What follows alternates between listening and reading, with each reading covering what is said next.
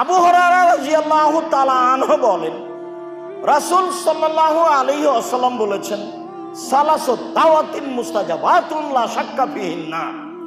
তিন শ্রেণীর মানুষের দোয়া কবুল হবেই।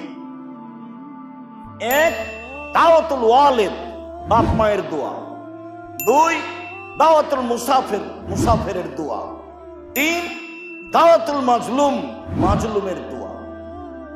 দেশের পরিস্থিতি খুব জটিল, এ কথাই ঠিক। আপনাদেরকে এ অবস্থায় দোয়া করতে হবে, এ কথাই ঠিক। মাজলুমের দোয়া বৃথা যায় না।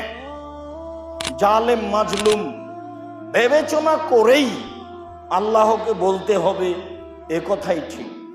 আপনি আল্লাহকে বলতে থাকেন তো ফলাফল একটা বের হবে ইনশাআল্লাহ। পৃথিবীর অবস্থা চিরদিনই এরকম। আরো যত দিন যাবে মারামারির অবস্থা তত বেশি হবে।